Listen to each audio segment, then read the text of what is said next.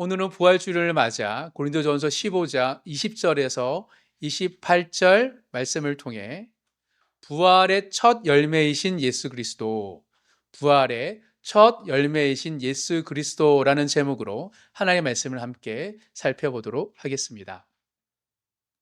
사랑하는 성도 여러분, 한 가지 질문을 여러분에게 던지면서 설교를 시작하도록 하겠습니다.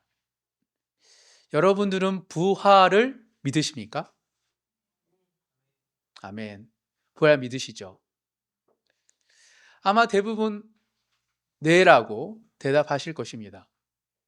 우리는 매주 예배 때 사도신경을 고백할 때마다 몸이 다시 사는 것과 영혼이 사는 것을 믿사옵나이다 라고 고백을 하고 있습니다. 그리고 이렇게 1년에 한 번 부활절이 되면 할렐루야 주님이 부활하셨습니다 라고 서로 외치고 고백하죠. 또한 다양한 것으로 우리가 그 기쁨과 즐거움을 표현하기도 합니다. 그런데 신학자 톰 라이트는 그의 책 마침내 드러난 하나님 나라에서 이런 도발적인 질문을 그리스도인들에게 던지고 있습니다. 우리는 과연 부활을 제대로 믿고 있는가? 아니, 믿고 있는데 왜 자꾸 이런 질문을 해요? 믿어요. 제대로 믿고 있는가라고 질문을 던집니다. 그리고 그는 이 책에서 놀라운 사실 하나를 지적합니다. 많은 그리스도인들이 부활을 믿는다고 고백하면서도 실제로 머릿속에 그리는 부활의 그림은 성경이 말하는 부활이 아닐 수 있다라고 말을 하고 있기 때문이죠. 여러분은 지금 제가 첫 번째 질문, 부활을 믿으십니까? 라고, 네, 라고 할 때, 여러분들은 부활에 대해서 어떤 그림을 그리고 계십니까? 혹시 이런 그림 아닙니까? 부활을 생각할 때 머릿속에 그려지는 그림이 사람이 죽으면 영혼이 몸에서 빠져나와 하늘 어딘가에 있는 천국으로 올라가고 그곳에서 구름 위에 앉아 영혼이 쉬는 그림. 톰 라이트는 이것이 성경이 말하는 부활이 아니라고 말합니다. 그것은 오히려 그리스 철학, 플라톤의 영혼 불명 사상에 더 가깝다고 지적하죠. 플라톤은 몸은 영혼의 감옥이고 죽음은 영혼이 몸이라는 감옥에서 해방되는 것이라고 했습니다. 근데 놀랍게도 중세 교회부터 지나오면서 많은 그리스도인들이 이 플라톤의 그림과 성경의 부활을 구분하지 못한 채 살아가고 있다라고 톰 라이트는 날카롭게 지적합니다.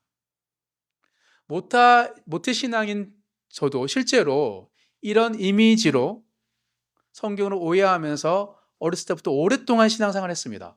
그래서 이렇게 죽으면 낙원이 있다 하니까 그 옆에 있는 우편에 있는 강도에게 예수님께서 너와 낙원에 있겠다 하니까 우리가 죽으면 천주교는 연옥이라 생각하고 우리는 연옥까지는 아니고 우리가 낙원에 있다가 부활 때 같이 하는 거 아니야? 라고 생각을 많이 했죠.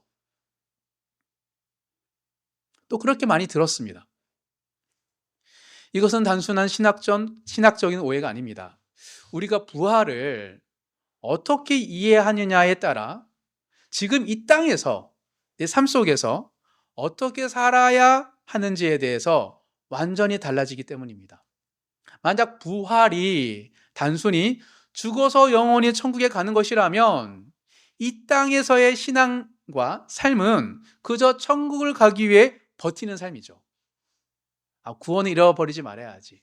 적당하게 세상 속에 동화되지 않으면서 주일 예배 지각하지 않고 웬만큼 예배 드리면서 지내면 나는 죽어서 영원히 천국 가겠지 라는 신앙이 돼버리는 거죠. 그러나 성경이 말하는 부활이 영혼의 부활이 아니고 몸의 부활이고 또한 새 창조의 시작이며 온 우주에 회복되는 사건이라면 우리는 지금 이 자리에서 우리 삶 속에서 전혀 다른 방식으로 살아가야 합니다. 그렇다면 성경은 부활에 대해서 무엇이라고 말하고 있을까요? 오늘 고린도전서 15장 본문이 그 답을 명확하게 제시합니다. 사도 바울은 이 본문에서 부활을 단순히 개인의 구원의 차원, 죽어서 천국 가는 이야기로 말하고 있지 않습니다. 창조주 하나님께서 첫째 아담의 불순종으로 사망에 이르게 된 온 세상을 회복시키는 우주적 사건으로 선포하고 있습니다. 그리고 그 모든 것의 중심에 부활의 첫 열매이신 예수 그리스도가 계십니다. 오늘 본문에서 발견할 수 있는 성경적인 부활 신앙을 세 가지로 함께 나눌 때, 부활 신앙이 우리 삶을 어떻게 변화시키는지 새롭게 발견하시는 모든 성도님 되시길 주님 이름으로 축복합니다. 성경이 말하는 부활 신앙, 고린도전서 15장에서 말하는 부활 신앙은 첫째, 부활의 첫 열매는 예수 그리스도이십니다. 부활의 첫 열매는 예수 그리스도세요. 우리 20절 다 같이 한번 다시 함께 읽도록 하겠습니다. 함께 읽겠습니다. 그러나 이제 그리스도께서 죽은 자 가운데서 다시 살아나사 잠자는 자들의 첫 열매가 되셨도다. 그러나 이제로 시작합니다. 그 말은 뭐예요? 앞에까지 무슨 얘기를 했겠죠. 즉 바울은 고린도전서 15장 앞부분에서 만약 그리스도가 부활하지 않으셨다면 우리의 믿음은 헛것이고 여기 있을 필요가 없어요. 시간 아까운 겁니다. 세상 사람들이 말하는 거예요. 왜 그렇게 주일날, 일요일날 거기 모여서 왜? 뭐 선한 게 나와? 머리 검은 사람은 다 거기서 거기야 라고 얘기하는 거 똑같죠. 우리의 믿음은 헛것이고 우리는 여전히 죄 가운데 있으며 우리는 모든 사람 가운데 가장 불쌍한 자라고 했습니다. 사도 바울이 얘기했어요. 예수님이 부활하지 않으셨다라면 그리스도인들이 교회 다니는 사람이 가장 불쌍한 사람이라고. 사도 바울이. 그 긴 과정법의 끝에 바울은 이제 이렇게 말합니다. 그러나 이제 그리스도께서 죽은 자 가운데서 살아나셨다라고 얘기합니다. 이것은 단순히 부활이 사실이다라는 보고가 아니라 온 세상을 뒤집는 엄청난 선언이라고 앞에서부터 쭉 이어오면서 얘기하는 겁니다. 그런데 바울이 부활하신 예수님을 어떻게 부르고 있습니까? 잠자는 자들의 첫 열매. 왜 첫 열매라고 표현했을까요? 여러분은 첫 열매하면 뭐 떠오르세요? 여러분들이 뭐 농사 짓고 뭘 갖고 와서 열매를 수확하는 경험은 거의 없으시죠? 즉, 첫 열매라는 표현은 예수님 당시, 초대교회 당시 이스라엘 백성들에게 매우 익숙한 언어였고 관념이었고 생각이었습니다. 레위기를 찾아보겠습니다. 레위기 23장.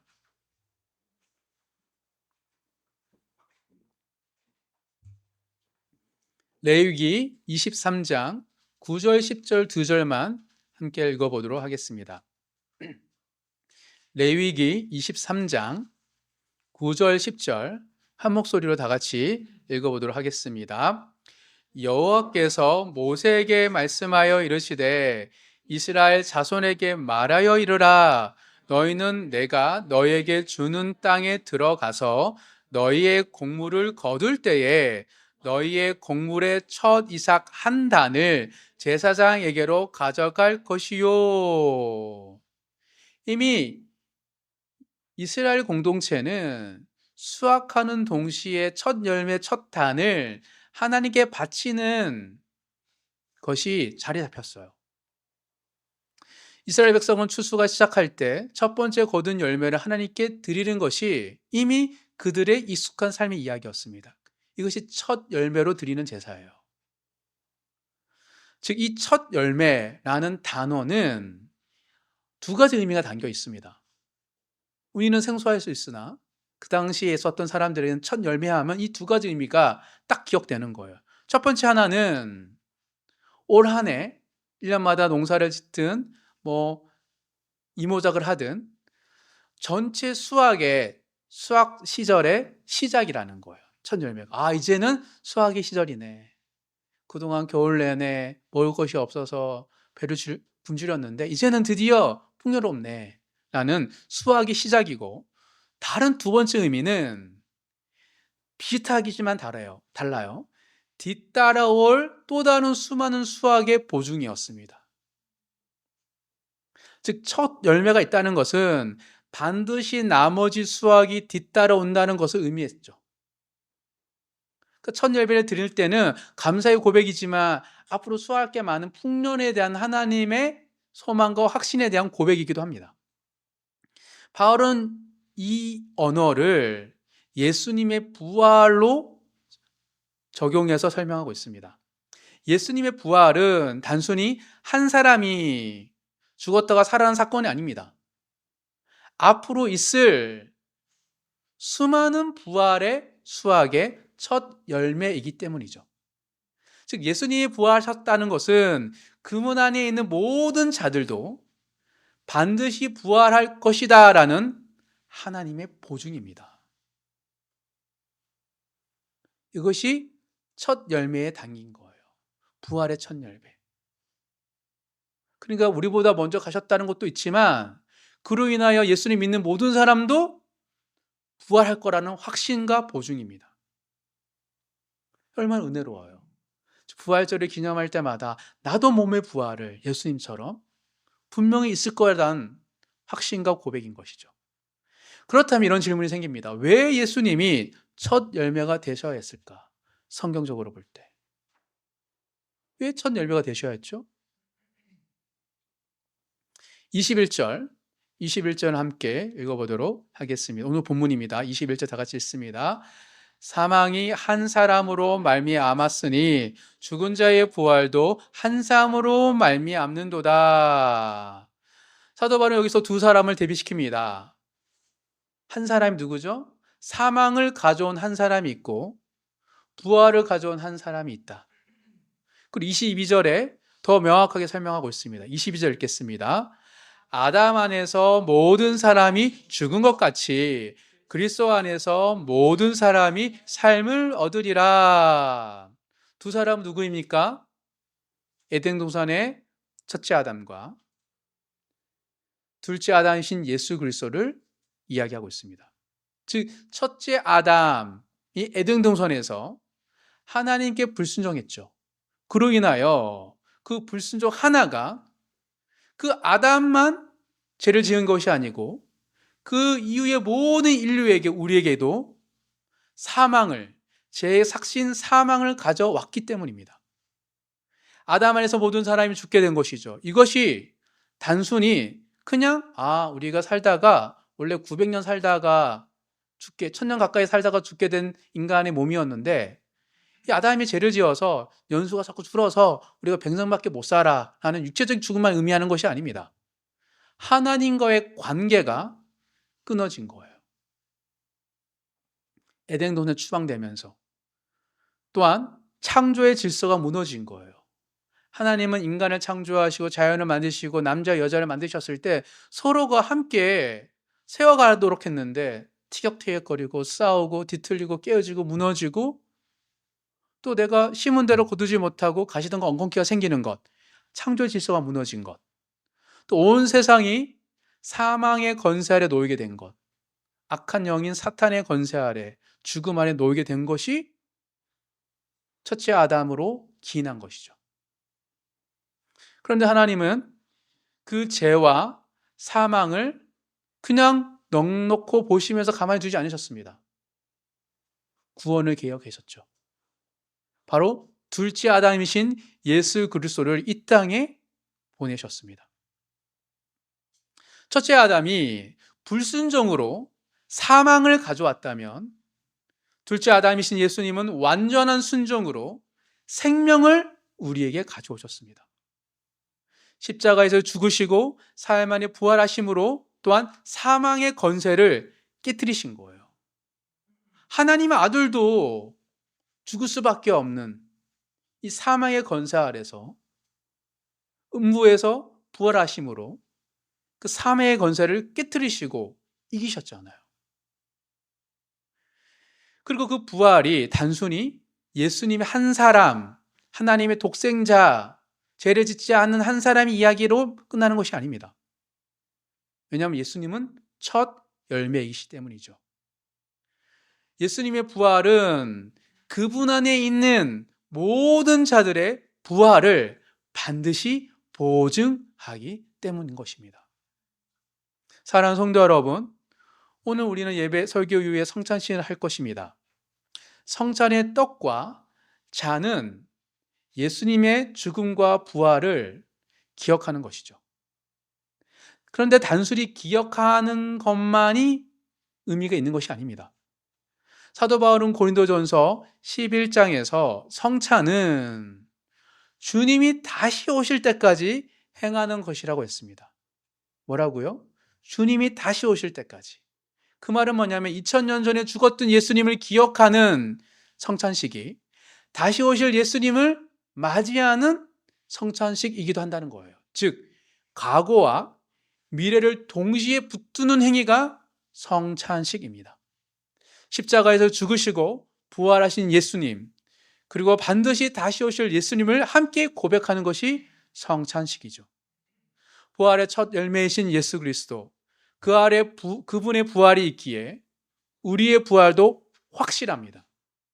또한 그분의 부활이 있기에 사망은 더 이상 우리의 마지막이 아닙니다. 죽고 끝나는 게 아니에요. 부활의 첫 열매이신 예수 그리스도를 오늘 성찬 앞에서 새롭게 붙드시는 모든 성도님 되시길 주님의 이름으로 축복합니다. 부활의 첫 열매가 바로 예수 그리스도이십니다. 둘째, 성경이 말하는 부활 신앙은 둘째, 그리스도 안에 있는 자마다 부활 생명을 얻습니다. 예수 그리스도 안에 있는 사람은 부활이 주는 생명을 얻는다는 거예요. 우리 본문 22절 찾아서 한번 다시 읽어보도록 하겠습니다. 함께 읽겠습니다. 아담 안에서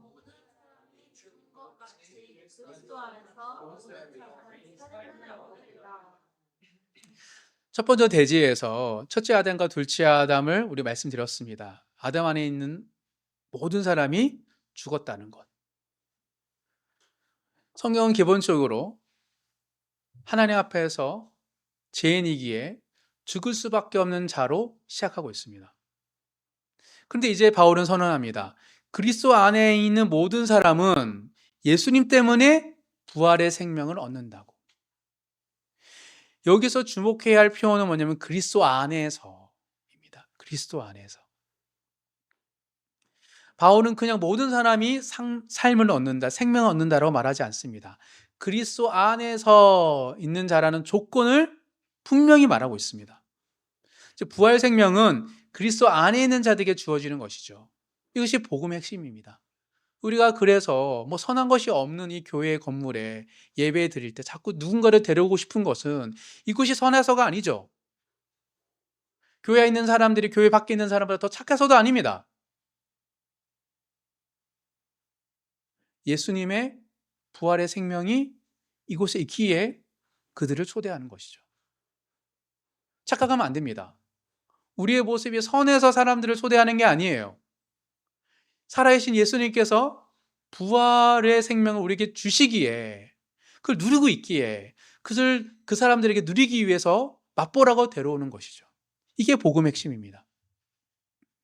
아담 안에 있다는 것은 선택할 수 있는 겁니까? 아니죠.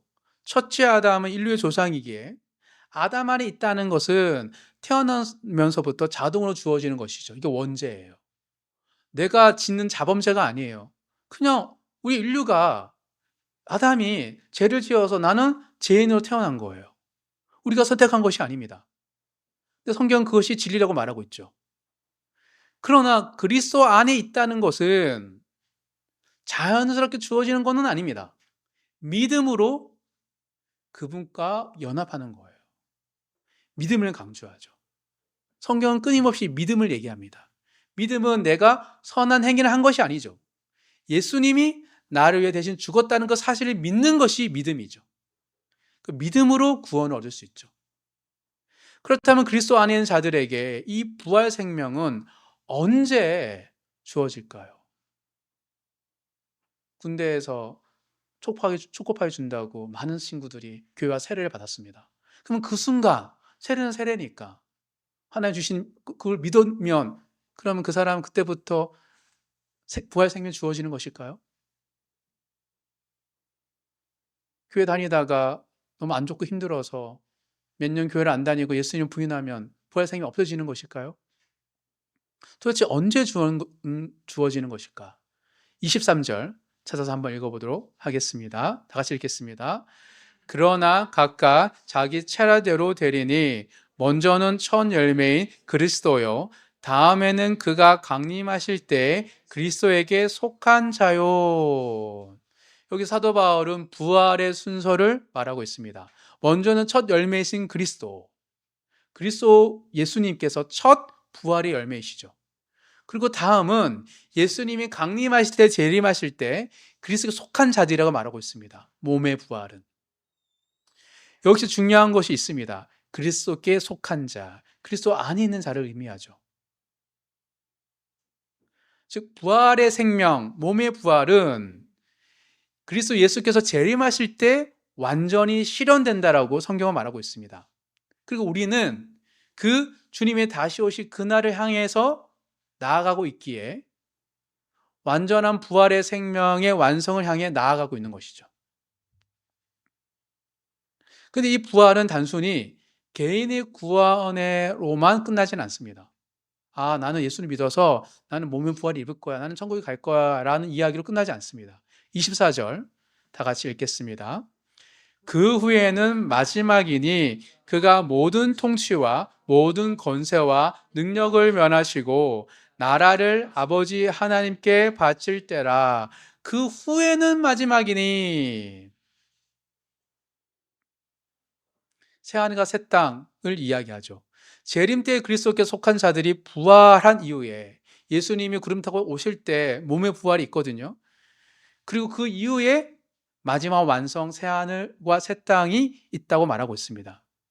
그때는 심판대가 같이 와요. 모든 통치와 권세와 능력이 멸해지고 우리가 살아가면서 정의와 공의가 성취되지 않고 힘이고 권력 있는 사람들이 힘 약하고 약자들을 괴롭히고 죽일 때 너무 괴롭고 정의가 어디 있습니까? 얘기할 때 그 모든 것을 마지막 날 주님 오실 때 심판하시고 갚아주십니다.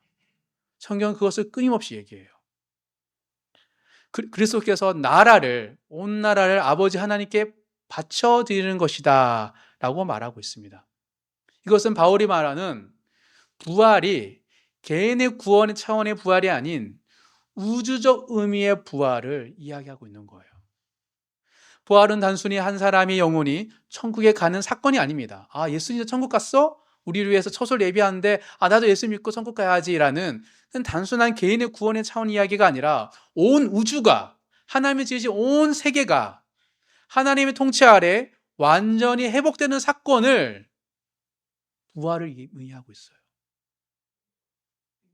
그래서 예수님이 2000년에 오신 그때부터 하나님 나라가 임하였다고 얘기해요. 완성되지 않았지만. 즉 우리가 살아가는 세상은, 이 시대는, 교회 시대는 하나님 나라가 다시 도래하는 사이 속에 그것을 바라보고 그것을 경험하고 그걸 깨달아 증언하고 증거하는 삶인 것이죠. 그래서 톰 나이트가 지적한 것이 바로 이것입니다. 많은 그리스도인들이 그런데 부활을 너무 좁게 이해하고 있다는 거예요. 성경적인 부활은 개인의 영혼 구원을 넘어서 온 창조 세계의 회복을 향하고 있는데 말이죠. 사회정의, 하나님 지은 창조 세계가 무너지는 것들에 대한 회복, 그 모든 것들이 마지막 날 올 것인데 이 부활을 단순히 개인의 차원에서만 생각한다면 이건 문제가 있다라고 문제를 제기하시는 것이죠. 사랑하는 성도 여러분, 이 부활 생명은 미래의 사건이기만 한 것은 아닙니다. 그렇다고 해서 요한복음 11장에서 예수님은 마르다에게 이렇게 말씀하셨습니다. 찾아보겠습니다. 요한복음 11장.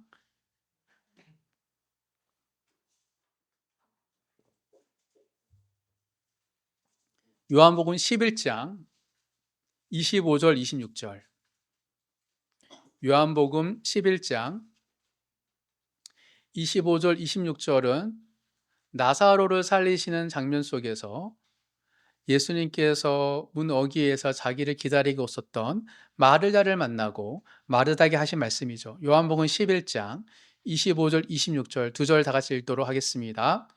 예수께서 이르시되 나는 부활이요 생명이니 나를 믿는 자는 죽어도 살겠고 무릇 살아서 나를 믿는 자는 영원히 죽지 아니하리니 이것을 내가 믿느냐.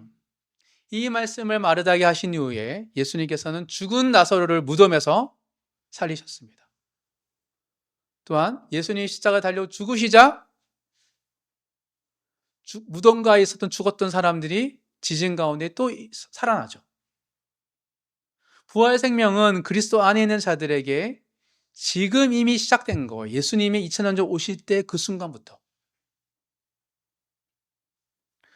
완전한 시련은 재림 때이지만 그 부활의 생명은 지금 이 순간부터 우리 안에 있습니다. 새로운 피조물이라 얘기하는 게 그런 이유예요. 몸은 여전히 제약으로 물든 몸이고 회복되지 않았지만 썩어 없어지고 죽게 되지만 우리 안의 영혼과 우리 마음의 중심에 성령의 거하심을 인하여 새 사람이 되죠. 양심이 살아나고 옛사람부터 벗어나고 주님을 닮아가고 이게 부활의 생명인 겁니다. 잠시 후 우리가 나눌 성찬 한번 생각해 보도록 하겠습니다. 떡과 잔을 받을 때, 나눌 때, 또 받을 때, 먹을 때, 마실 때 우리는 무엇을 받는 것입니까? 포도주가 어떤 브랜드이고 실제로 저거를 착즙했냐 아니냐 그런 거를 받는 거예요? 떡이 카스테라냐 아니냐의 의미입니까?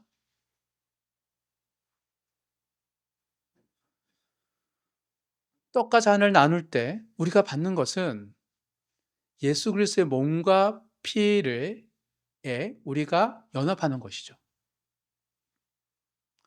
그것도 영적인 거예요. 성령의 능력 안에서 우리 안에 성령이 계시잖아요.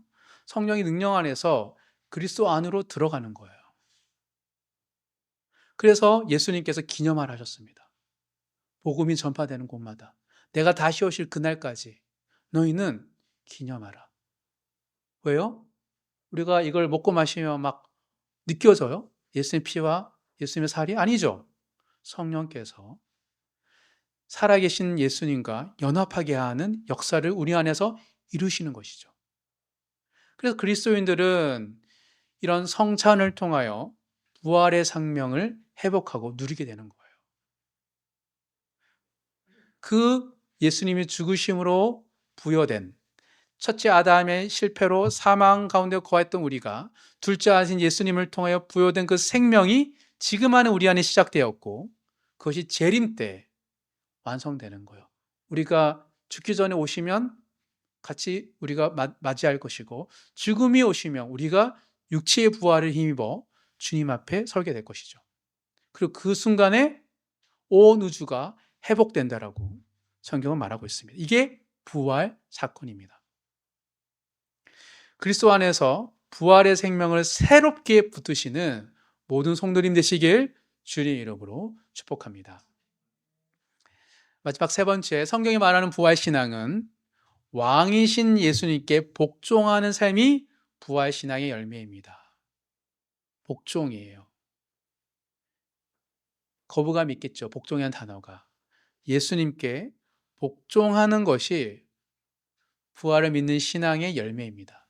열매로 안다라고 할 때 주여 주여 하고 내가 선지자 노릇하고 주의 이름으로 많은 기적 이적을 했지만 내가 너희를 모른다 하는 이유는 복종하는 삶의 열매가 없으면 주님은 모르시는 거죠.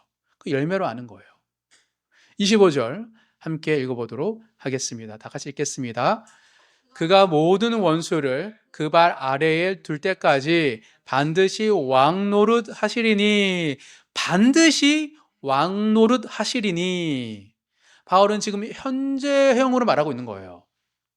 예수님은 부활하신 지금 이 순간에도 왕으로서 하나님 나라를 통치하고 계십니다. 우리가 하나님 나라라면 우리 교회가 우리 신앙이 예수님이 통치하시는 거예요. 목사가 소수의 몇 명이 이끌어가는 게 아닙니다. 실제로 여러분도 느끼고 저도 느끼는 것처럼 그렇지 않더라고요. 우리의 계획대로 교회가 세워지는 것도 아니고 운영되는 것도 아닙니다.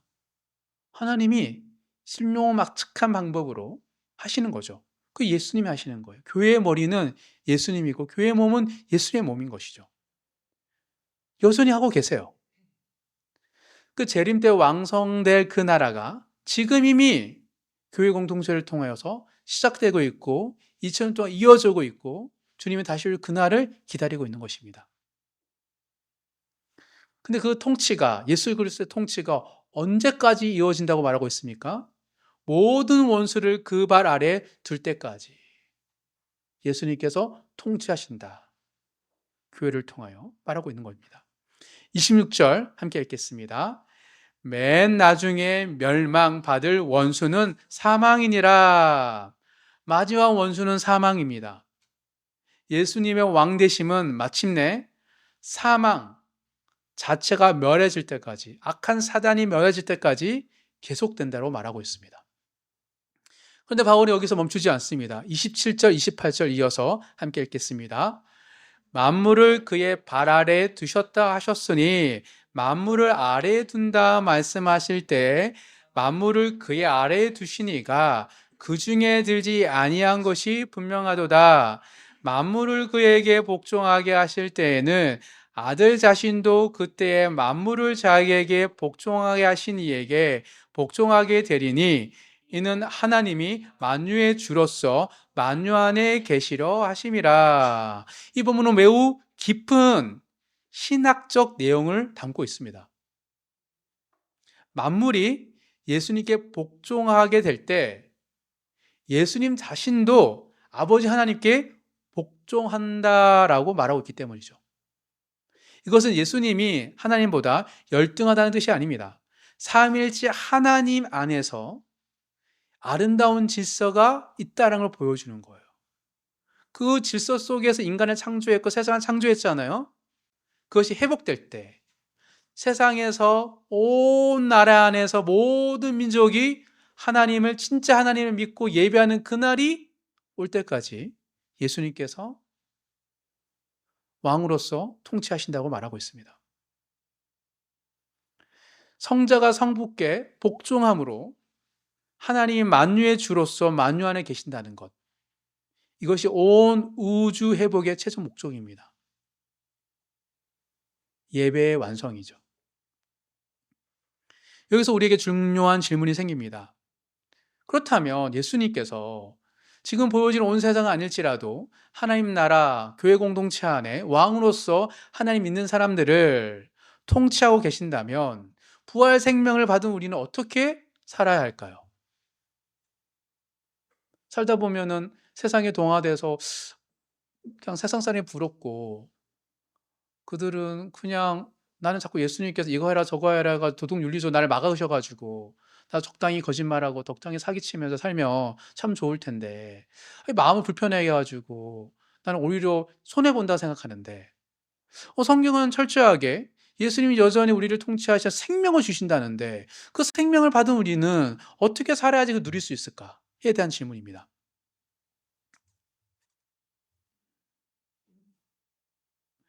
즉 성자께서 성부께 복종하시는 것처럼 성육하셨을 때도 또 마지막 날이 올 때에도 철저하게 예수님은 하나님 아버지의 말씀을 순종하시잖아요.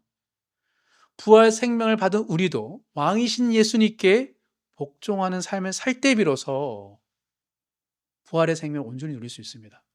이것이 바로 부활신앙의 열매예요. 지적 동의가 아닙니다. 예수님 좋죠. 구원이 공짜예요? 그럼 나도 받을래요. 이게 아니에요.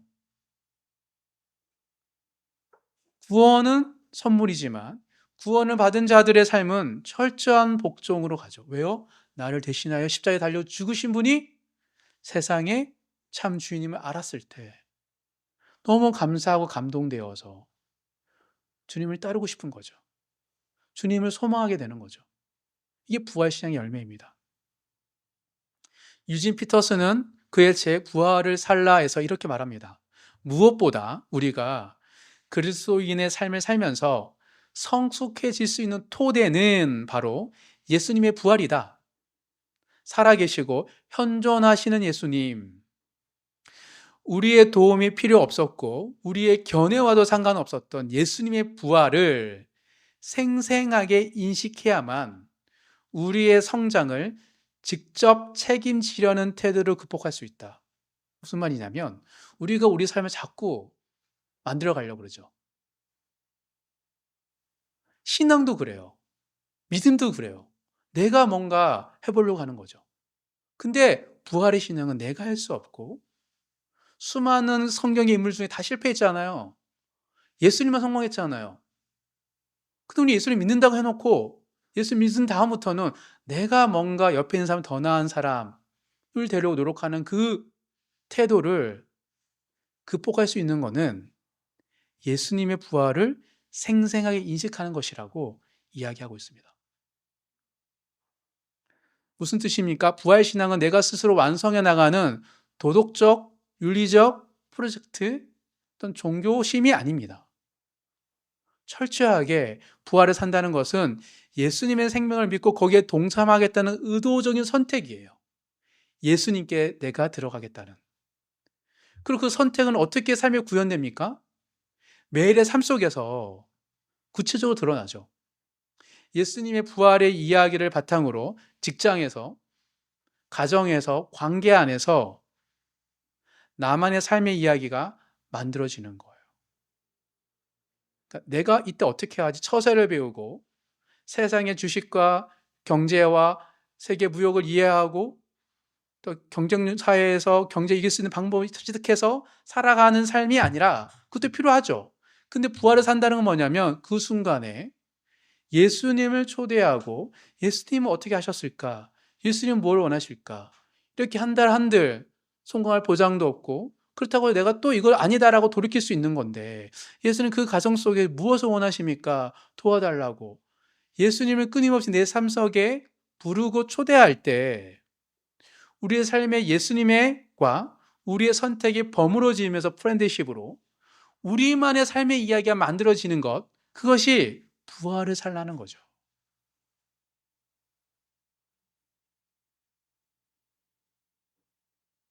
짠하고 내가 원하는 게 하늘에서 부어지고 내가 승진 탁 하고 이게 성경이 말하는 게 아니에요.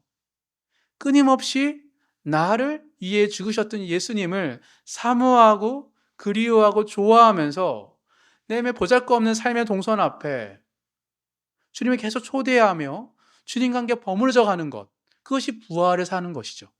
근데 그것이 나에게도 누구에게도 뭐 그게 별거 아닌 것 같은데 그냥 차라리 딱 성공해가지고 멋있게 주님이 함께 하시면 그게 너무 멋있는데 실패하고 넘어지고 부족한데 이걸 뭐 예수님 얘기하면 영광이 가리는 거 아닐까요? 라고 얘기하는데 그것에 관심이 많아요, 하나님. 놀랍도록.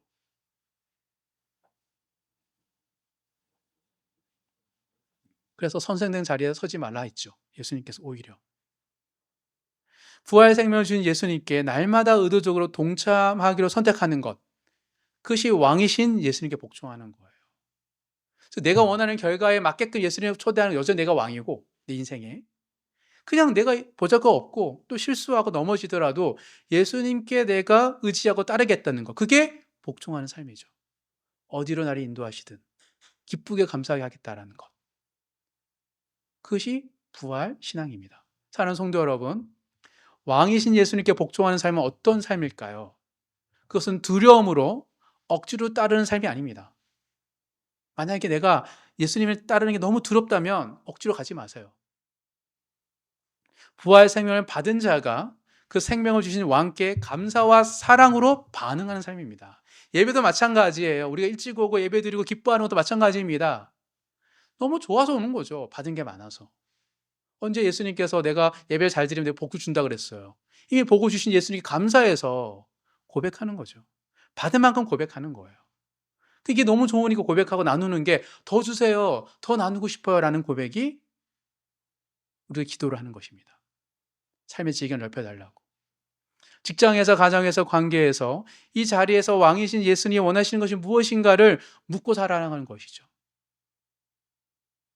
그리고 그 삶의 방향은 바로 지금 이 성찬 앞에서도 시작되는 겁니다. 잠시 후 우리가 나눌 성찬은 단순히 과거로 기억하는 의식이 아닙니다. 부활하신 왕이신 예수님께 나의 삶을 다시 드리는 헌신의 자리예요. 성찬식은. 주님, 이제부터 나의 삶의 주인은 당신이십니다. 고백하는 자리이죠. 부활의 왕이신 예수님께 복종하며 그 부활 생명으로 살아가시는 모든 성도님 되시길 주님 이름으로 축복합니다. 말씀을 정리하겠습니다. 오늘 우리는 고린도전서 15장을 통해 성경이 말하는 부활 신앙을 세 가지로 살펴보았습니다. 부활의 첫 열매는 예수 그리스도이시고, 첫째, 둘째, 그리스도 안에 있는 자마다 부활 생명을 이미 얻었고, 셋째, 왕이신 예수님께 복종하는 삶이 부활 신앙의 열매라는 것을 살펴보았습니다. 서론에서 톰 라이트가 한 질문을 기억하십니까? 우리는 과연 부활을 제대로 이해하고 믿고 있는가? 그 말씀에 대한 답이 오늘 본문에 있습니다. 성경이 말하는 부활은 단순히 죽어서 영원히 천국 가는 것이 아닙니다. 첫째 아담의 불순종으로 사망에 놓인 온 세상을 둘째 아담이신 예수님께서 십자가의 부활로 회복하시는 우주적 사건이기 때문입니다. 그 부활은 과거의 사건으로 끝나지 않습니다. 지금 이 순간에도 왕으로 통치하시는 예수님을 따라 날마다 부활을 삶으로 살아가는 것, 그리고 오늘 우리에게 주어진 부활신앙의 열매입니다. 이런 질문을 던지면서 과연 나는 내 삶 속에 부활하셔서 살아계셔서 현존하시며 지금 나의 삶에 지대하게 관심을 가지신 예수님과 과연 동행하고 있는가? 그거 예수님 주시는 사랑과 은혜를 누리고 있는가? 세상에 줄 수 없는 그 기쁨이 있는가? 라는 질문으로 성찬식에 참여하시는 모든 성도들 되시길 간절히 소망합니다. 부활의 첫 열매이신 예수 그리스도 안에서 참된 부활 신으로 살아가시는 모든 성도님 되시길 주의 이름으로 축복합니다.